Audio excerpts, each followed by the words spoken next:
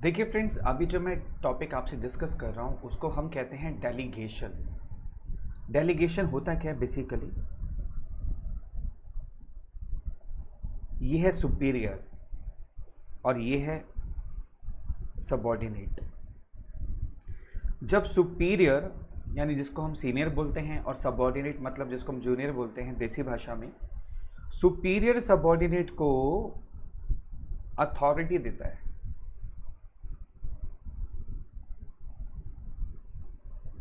Authority यानी काम करने की पावर, कि भैया मैं आपको अथॉरिटी दे रहा हूं, आप इस काम को कर सकते हो। जब सुपीरियर सबऑर्डिनेट को, इसको हम कह सकते हैं superior and this is called subordinate. Superior subordinate को अथॉरिटी देता है और जो सबऑर्डिनेट होता है वो रिस्पॉन्सिबल होता है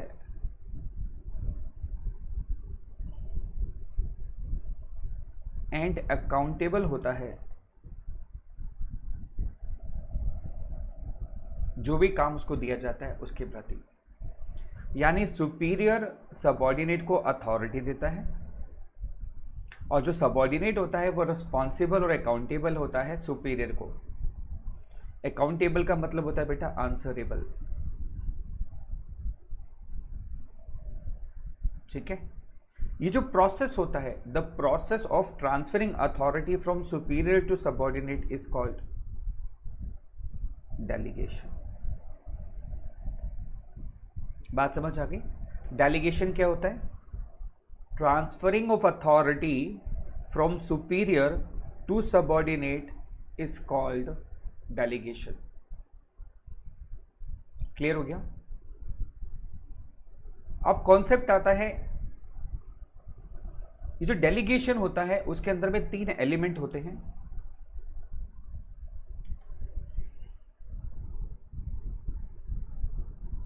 एलिमेंट्स ऑफ डेलीगेशन,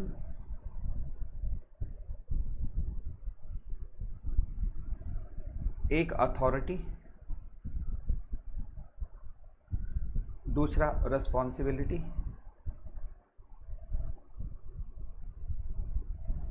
और तीसरा अकाउंटेबिलिटी।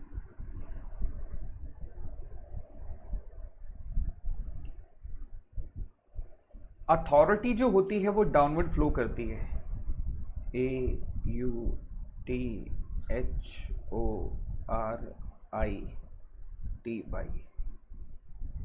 अथॉरिटी जो होती है वो हमेशा डाउनवर्ड फ्लो करती है, तो आप इसको ऐसा लिख सकते हैं,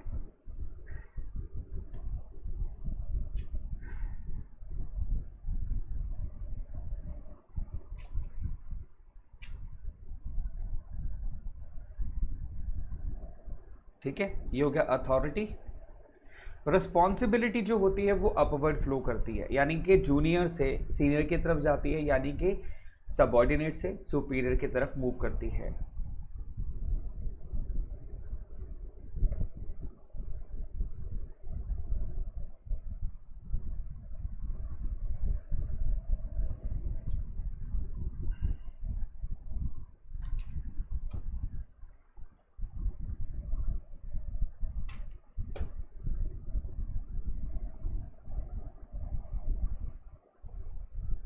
और जो अकाउंटेबिलिटी होती है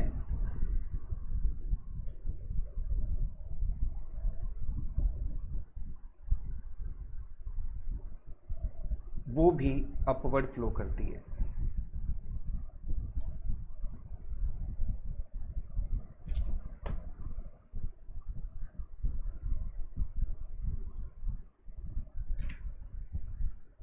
बात समझ आ गई? Authority flows downward, responsibility flows upward, accountability flows upward. और अकाउंटेबिलिटी का मतलब क्या होता है? आंसरेबिलिटी। ठीक है। अब क्वेश्चन आता है, ये आती कैसे है? देखो, जब पोजीशन किसी की डिसाइड होती है उस पोजीशन की वजह से अथॉरिटी आती है। जब भी किसी भी पर्सन को कोई पोजीशन मिलती है, उस पोजीशन की वजह से क्या आती है? अथॉरिटी। इस अथॉरिटी की वजह से रिस्पॉन्सिबिलिटी आती है, और इस रिस्पॉन्सिबिलिटी की वजह से ही अकाउंटेबिलिटी आती है।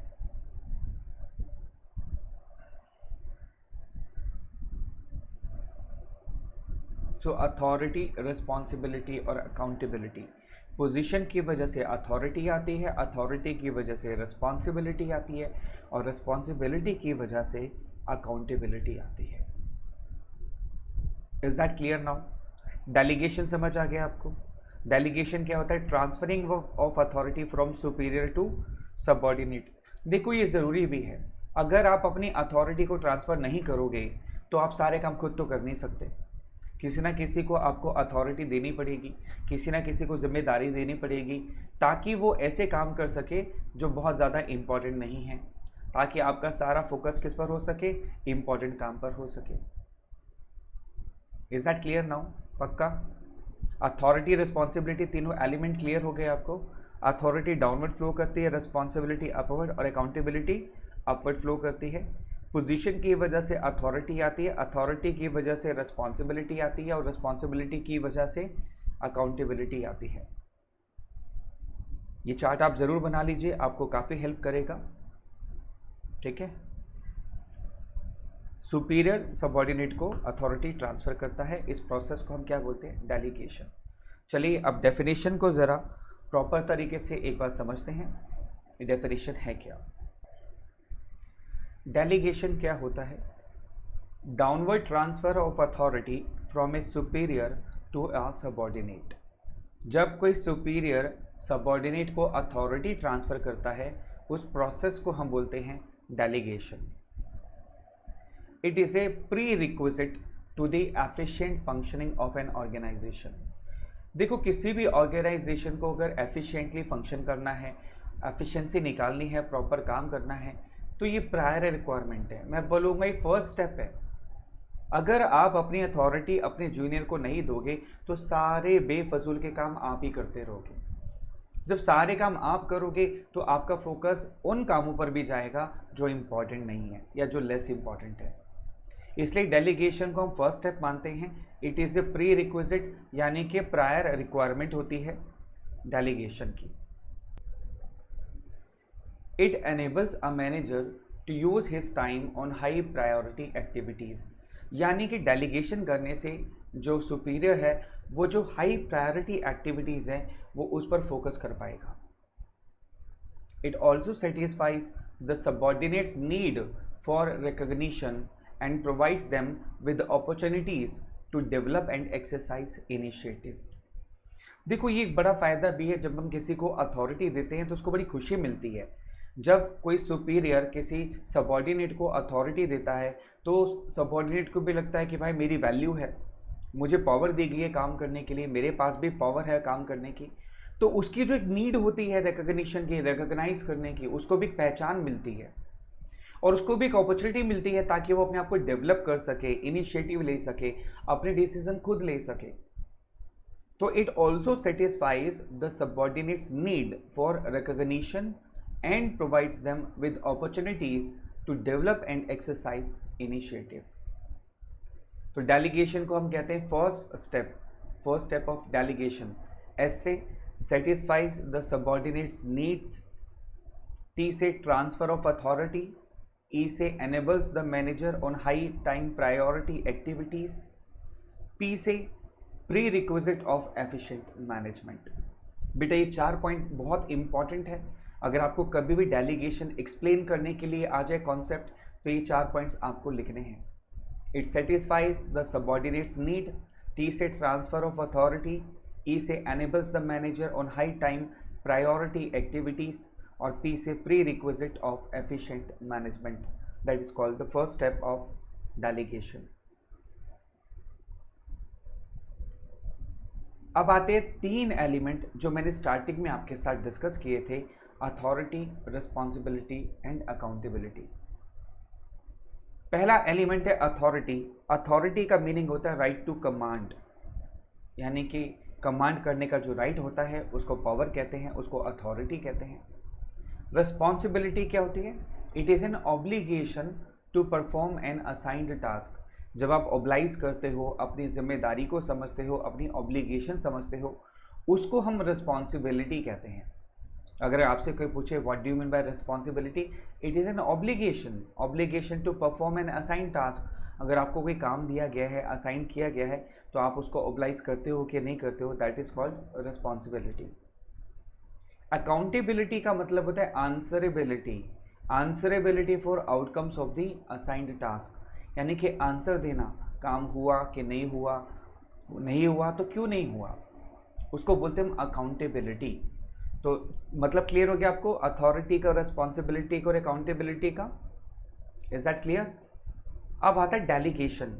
अथॉरिटी कैन बी डेलीगेटेड, यानी कि आप अपनी अथॉरिटी किसी को दे सकते हो। एक सुपीरियर अपने सबऑर्डिनेट को अथॉरिटी दे सकता है। रिस्पॉन्सिबिलिटी की बात करें, कैनॉट बी एंटायरली डेलीगेटेड, यानी कि आप अपनी पूरी जिम्मेदारी दूसरे पर नहीं सौंप सकते। भले ही आपने सारा काम अपने जूनियर को यानी सबऑर्डिनेट को दे दिया, तो भी आप अपनी जिम्मेदारी से मुक्त नहीं हो सकते। आपने देखा होगा कोई भी हादसा होता है, कोई भी कुछ होता है, तो डिपार्टमेंट तो रिस्पॉन्सिबल होता ही होता है। उस राज्य का जो सीएम है वो भी रिस्पॉन्सिबल माना जाता है, जबकि सीएम ने वो जो जिम्मेदारी है किसी ना किसी डिपार्टमेंट को दी होती है, बट स्टिल सीएम यानी chief minister would be responsible, तो वो अपनी जिम्मेदारी से मुक्त नहीं हो सकता। कैनॉट बी एंटायरली डेलीगेटेड, यानी वो अपनी जिम्मेदारी को किसी दूसरे पर पूरी की पूरी नहीं सौंप सकता। अकाउंटेबिलिटी की बात करें, cannot be delegated at all, यानी कि आंसरेबिलिटी तो आप किसी और को दे ही नहीं सकते। अगर आपसे क्वेश्चन पूछा गया है तो आप ही को उसका आंसर देना पड़ेगा, राइट? अब आता है ओरिजिन, यानी कि अथॉरिटी कहाँ से आती है। Authority arises from formal position. मैंने आपको चार्ट में स्टार्टिंग में समझाया था कि पोजीशन की वजह से अथॉरिटी आती है, अथॉरिटी की वजह से रिस्पॉन्सिबिलिटी आती है, और रिस्पॉन्सिबिलिटी की वजह से अकाउंटेबिलिटी आती है। यानी अगर हम कहें कि अकाउंटेबिलिटी का ओरिजिन क्या है, रिस्पॉन्सिबिलिटी, रिस्पॉन्सिबिलिटी का ओरिजिन क्या है, अथॉरिटी, और अथॉरिटी का ओरिजिन क्या है, पोजीशन। फॉर्मल पोजीशन जो आपको दी जाती है उससे अथॉरिटी आती है। अब फ्लो की बात करते हैं। Authority flows downward from superior to subordinate. मैंने आपको चार्ट में भी समझाया कि जो अथॉरिटी होती है वो डाउनवर्ड फ्लो करती है। रिस्पॉन्सिबिलिटी की बात करें तो it flows upward from subordinate to superior. Authority downward flow करती है, रिस्पॉन्सिबिलिटी अपवर्ड फ्लो करती है, और अकाउंटेबिलिटी भी अपवर्ड फ्लो करती है। It flows upward from subordinate to superior. I hope आपको ये तीनों एलिमेंट बहुत क्रिस्टल क्लियर हो गए होंगे। अथॉरिटी का मतलब क्या है, क्या चीज़ डेलीगेट की जा सकती है और कहाँ से अराइज होती है, और इसका फ्लो क्या होता है। Authority, responsibility and accountability, these are 3 elements of delegation. Importance of delegation, इसमें सबसे पहला पॉइंट आता है effective management. Manager gets more time to concentrate on important matters. बिल्कुल ठीक बात है, इफेक्टिव मैनेजमेंट किया जा सकता है। अगर आप डेलीगेशन कर रहे हो तो मैनेजर्स को बहुत टाइम मिल जाता है कॉन्सेंट्रेट करने का। जब मैनेजर्स को बहुत सारा टाइम मिल जाएगा कॉन्सेंट्रेट करने का, तो वो जितने भी इंपॉर्टेंट मैटर्स हैं उस पर फोकस कर पाएगा। दूसरा इसका फ़ायदा होता है employee development. Employees get more opportunities to utilise their talent, यानी एम्प्लॉय को भी अपनी टैलेंट को निखारने का मौका मिलता है। जब एक सुपीरियर सबऑर्डिनेट को अथॉरिटी देता है तो उसके साथ साथ जिम्मेदारी भी मिलती है, और एक सबऑर्डिनेट को भी मौका मिलता है इनिशिएटिव लेने का, अपने टैलेंट को यूटिलाइज करने का, डेवलप करने का, और दिखाने का कि देखो मेरे में भी कैपेबिलिटी है। तीसरी इंपॉर्टेंस ऑफ डेलीगेशन आती है motivation of employee. This is called psychological benefits. Psychological benefit मिलता है इसके अंदर में। देखो जब आप पावर देंगे किसी को, उसको सेटिस्फेक्शन तो मिलेगा ना। तो this is called psychological benefits. When A superior entrust a subordinate with A task he feels encouraged. जब भी हम एक सुपीरियर किसी सबऑर्डिनेट को कोई टास्क देता है तो उसको भी अंदर से बड़ी खुशी होती है कि मेरे को यार एक काम करने को दिया गया है, मेरे को भी इस लायक समझा गया है कि मैं जिम्मेदारी को निभा सकूं। तो बड़ा एंकरेज फील करता है and tries to improve his performance further, और वो अपनी परफॉर्मेंस को बहुत ज़्यादा इम्प्रूव करने की कोशिश करता है। अगला फायदा आता है facilitation of growth. Trained and experienced employees play significant roles in launch of new projects. देखो, जब आपके एम्प्लॉयज़ को आप जिम्मेदारियां देंगे तो उसको अच्छा परफॉर्म करेंगे, फिर आप उनको और जिम्मेदारी देंगे, वो और अच्छा परफॉर्म करेंगे, धीरे धीरे वो हायर लेवल पर मूव करते हैं। और जब ट्रेंड और एक्सपीरियंस्ड एम्प्लॉय हो जाते हैं तो वो किसी भी प्रोजेक्ट को लॉन्च करने में बहुत ही इंपॉर्टेंट और सिग्निफिकेंट रोल प्ले करते हैं, क्योंकि आप ऑलरेडी उनको डेलीगेट कर चुके होते हो अथॉरिटी, बहुत सारे काम वो ऑलरेडी परफॉर्म कर चुके होते हैं। आपने MDH का नाम तो ज़रूर सुना होगा। MDH के मसाले आते हैं। आप में से कोई जानता है इसकी फुल फॉर्म क्या है? क्योंकि आज MDH बहुत अच्छी ग्रोथ पर है और बहुत ही पूरे वर्ल्ड में सारी जगह पर इनके मसाले एक्सपोर्ट किए जाते हैं, बहुत बड़ी ऑर्गेनाइजेशन है। और आपको मैं बता दूं, MDH के जो ऑनर हैं वो दिल्ली में जब आए थे आफ्टर पार्टीशन, यानी कि जब आज़ादी मिली थी और पार्टीशन हुआ था भारत पाकिस्तान का, तब वो लाहौर से दिल्ली आए थे। तो दिल्ली में आकर के उन्होंने तांगा चलाना शुरू किया था। उसके बाद उन्होंने पुश्तैनी काम अपना मसालों का दोबारा से यहाँ शुरू किया और फर्म का नाम रखा MDH, जिसकी फुल फॉर्म है महाशया दी हट्टी। जी हाँ, MDH की फुल फॉर्म है महाशया दी हट्टी। अब क्वेश्चन ये आता है कि क्या वो कंपनी भी बिना डेलीगेशन के ग्रो कर सकती थी? Not at all. किसी भी ऑर्गेनाइजेशन को अगर ग्रो करना है तो उसको डेलीगेशन तो करना ही पड़ेगा। Basis of management hierarchy establishes superior subordinate relationship. Authority decide the power that each job position can enjoy. मतलब हायरार्की क्या होता है? पहली बात तो ये हायरार्की होता है लेवल्स ऑफ मैनेजमेंट, कि टॉप लेवल पे कौन आएगा, मिडिल पे कौन आएगा, और सब लोअर लेवल पे कौन आएगा, सुपरवाइजरी लेवल पर कौन आएगा। अब क्वेश्चन ये आता है बेसिस ऑफ मैनेजमेंट हायरार्की। अब सुपीरियर कौन होता है? जो अथॉरिटी देता है। सबऑर्डिनेट कौन होता है? जो अथॉरिटी लेता है। दोबारा बोलूं, जो अथॉरिटी देता है वो सुपीरियर होता है, जो अथॉरिटी लेता है वो सबऑर्डिनेट होता है। और इस लेन देन के प्रोसेस को क्या बोलते हैं? डेलीगेशन। तो यानी कि अब अगर हमें ये पता करना हो कि कौन सुपीरियर है, कौन सबऑर्डिनेट है, तो हम डेलीगेशन के प्रोसेस से बहुत इजीली आइडेंटिफाई कर सकते हैं कि कौन सुपीरियर है और कौन सबऑर्डिनेट है। और that is called basis of management hierarchy. It establishes superior subordinate relationship. Authority decide the power that each job position can enjoy. तो यानी कि यहाँ पर पता चलता है कि अथॉरिटी कौन एंजॉय कर रहा है, जिसकी जो पोजीशन होगी वो उस अथॉरिटी को एंजॉय करेगा। तो this is called basis of management hierarchy, importance of delegation. फिर एक और इंपॉर्टेंस आती है better coordination. It avoid overlapping of duties and duplication of effort. That is clear picture of work being done at various levels. Overlapping of duties खत्म हो जाती है जब आप अथॉरिटी डेलीगेट करते हो, तो आप साथ साथ जिम्मेदारियां भी डिसाइड करते हो। तो इसका मतलब सबको पता है कि हमें कौन सा काम करना है।